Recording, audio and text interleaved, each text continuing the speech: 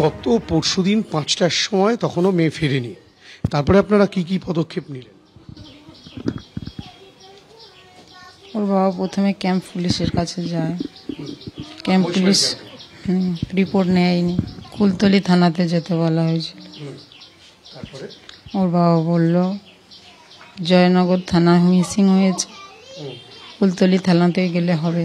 কুলতলি থানায় আপনারা গিয়েছিলেন? কুলতলি থানায় গিয়েছিল, ফের জয়নগর থানায় ট্রান্সফার করে এলো। কোনো সহযোগিতা পাইনি। আমি যদি সহযোগিতা পেতাম আজ আমার বাচ্চাটাকে বিসর্জন দিতে হতো না। আমার পুলিশ তাহলে আপনাদেরকে কোনো রকম কোনো সহযোগিতা করেনি? ক্যাম্প যদি সাহায্য করতো তখনই আমার বাচ্চাটাকে জীবিত পাওয়া যেত, তখন তো আর করেনি। ওর বাবা অনেক হাতে পায়ে ধরেছিল, তাও। আপনারা কি মনে করছেন ধর্ষণ করে খুন আপনারা নিশ্চিত? একদম নিশ্চিত।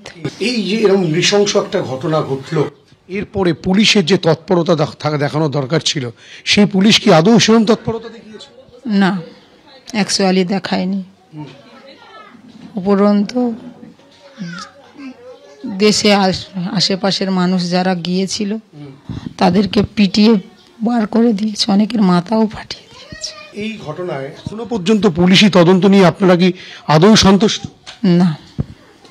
এই যে গোটা ঘটনা নৃশংসভাবে খুন, ধর্ষণ করে খুন বলে আপনারা অভিযোগ করছেন, এই ঘটনায় পুলিশ তদন্ত করছে না বলছে, আপনারা কি ধরনের তদন্ত চাইছেন?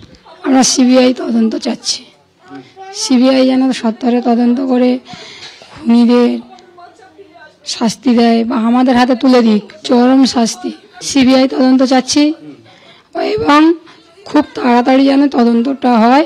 যখন এখান থেকে আমরা খুঁজে পাইনি, মোষমারির ক্যাম্পে গেলাম, আমি বলছি কোনো আইনের ভাষা না, আমি আমার ভাষায় বলছি, মোষমারির ক্যাম্প থেকে হেঁটে গেলে 3 মিনিটের রাস্তা আমার বাচ্চাটা পড়তে যায়, ক্যাম্প থেকে 3 মিনিটের রাস্তা।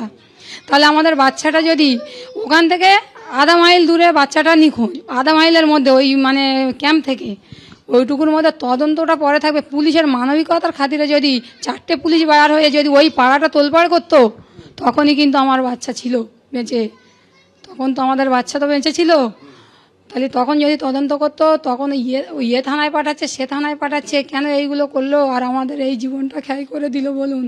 প্রচুর হেনস্থা করেছে, মানে খুনির যে ধর্ষণ করে মেরে দেওয়া বা যা কিছু করার প্রচুর সুযোগ দিয়ে দিয়েছে। রাত 2-3টের পরে মানে ধরা পড়েছে, ওটা আমি সঠিক মানে টাইমটা সে সময় তো আমাদের মাথা ঠিক ছিল না, 2-3টের দিকে মানে বাচ্চাটা ওখানে পেয়েছে। আর ব্যারিকেড করা হচ্ছে বেলা 12:30 1টায়।